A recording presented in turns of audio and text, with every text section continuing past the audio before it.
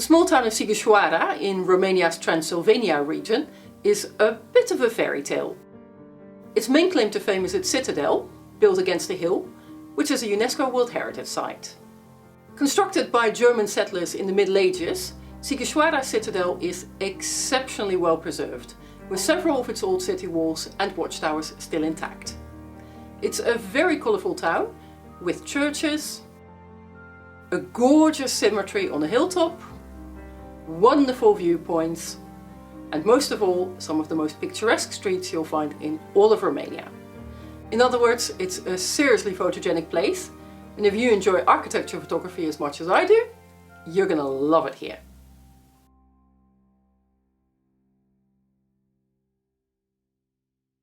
Although the citadel was constructed in the 13th century, following a disastrous attack on the town by the Tatars, many of the houses currently on the hill are actually from the late 17th century, as many of the earlier houses were destroyed in a big fire. These 17th century houses are wonderful, and many of them are still inhabited. I felt incredibly happy wandering around the citadel, soaking up all the colours and interesting details.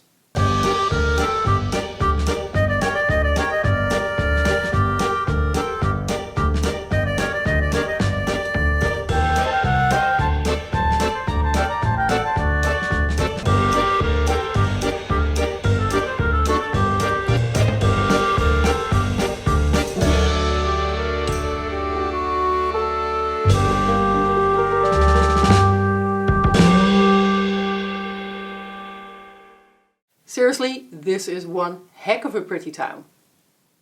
The best place to start your perambulation is probably the 14th century clock tower at the traditional entrance to the citadel.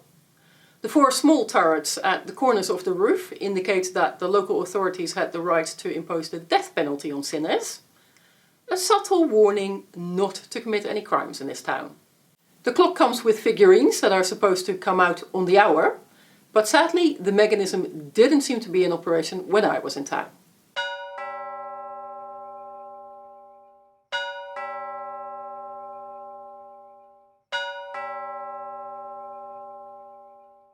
The clock tower also houses a small local history museum, which has the distinction of having the creakiest floor I've ever encountered.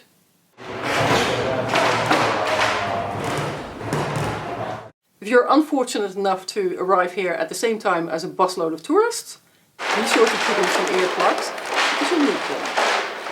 The museum has some nice pieces detailing the history of Sighisoara, including some interesting medical and pharmaceutical devices, and the keys to the gates to the citadel. However, the main reason to come here is to climb the stairs to the viewing platform, from where the views are amazing.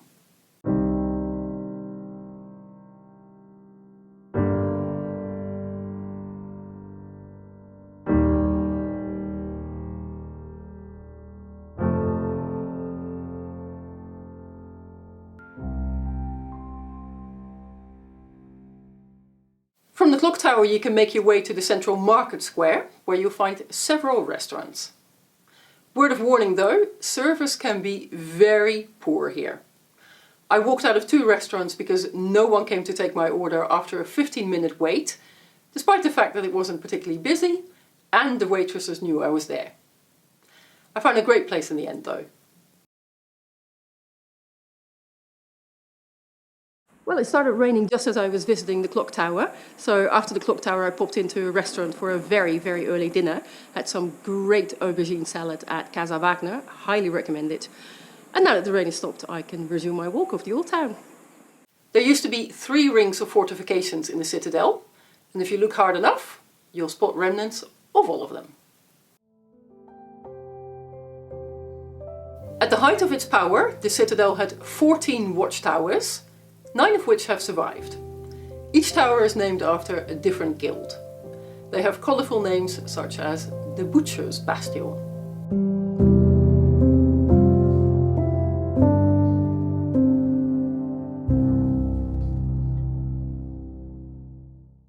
One of the main tourist attractions in the citadel is the place where Vlad the Impaler, the historical inspiration for Count Dracula, was born.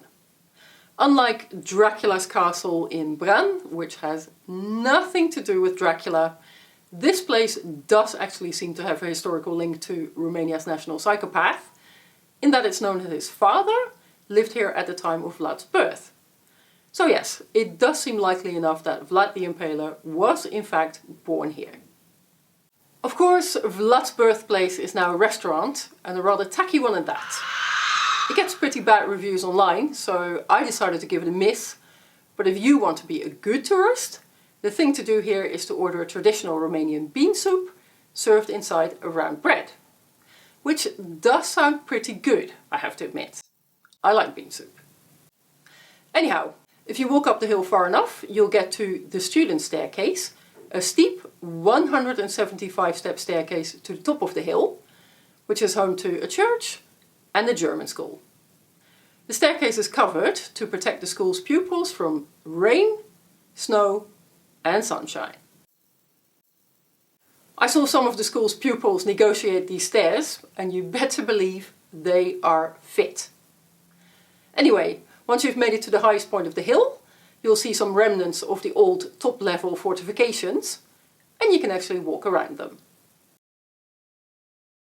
I skipped the 15th century church on the hilltop, one of the largest churches in Transylvania, which may have been a bit of a mistake, because apparently it's a really nice church, with frescoes and everything. I saw some pictures of the interior after leaving Sighisoara, and it looked like something I would have enjoyed, so I'm actually a bit miffed with myself for giving this church a miss. Don't you make that same mistake.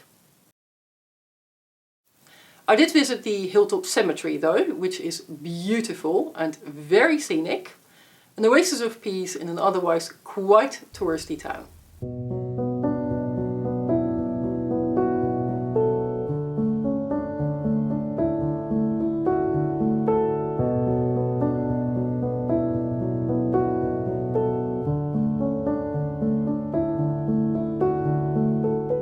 Most of the graves you'll find here are German, because this used to be a German-speaking town, but you'll also come across the old Hungarian or Romanian buried here. There are some nice buildings outside the Citadel as well, in the modern part of town. Sadly, the views here are marred by the ubiquitous power lines. This is why I love Romania. And this is why I hate Romania. I was amused to see that a local watch and clockmaker has a replica of the Citadel's clock tower in his shop window. As you do. As for my guest house, I don't usually mention the places I stay at because, let's face it, most hotels and guest houses are fairly forgettable, but I feel it would be remiss of me not to mention the place I stayed at in Sighisoara because it was so special and unique. I stayed at the guest house called Casa Lily, which is the brainchild of Lucian, a Romanian so crazy about Japan that he decided to build a small hotel in traditional Japanese style, replete with a traditional Japanese garden, on a hill just outside town. It's a lovely place with small but really nice split-level apartments, as well as a shared kitchen where you can hang out with your fellow travellers. I had a really good time in that kitchen. On top of that, Lucian and his wife Lily are wonderful hosts, so I felt this place was worthy of a special mention. And on that note, it's time for my shirt review. As you can probably tell, I absolutely love Sighisoara. It's ridiculously pretty, and the fact that it's relatively unknown and not yet completely Disneyfied makes it all the better. As beautiful Transylvanian towns go, I rate Sibiu just a tad higher than Sighisoara, because it's bigger and has more to offer, but honestly, Sighisoara is every bit as lovely. Well, apart from some of the waiters, that is. So yeah, highly recommend it. If and when you come to Romania, Sighisoara should definitely be a top 3 priority. If you enjoyed this video, and I really hope you did, please give it a thumbs up and consider subscribing to my channel for more travel videos. And if you've been to Sighisoara yourself, I'd love to hear your experiences, so do drop me a line. At any rate, thank you very much for watching and see you on the road.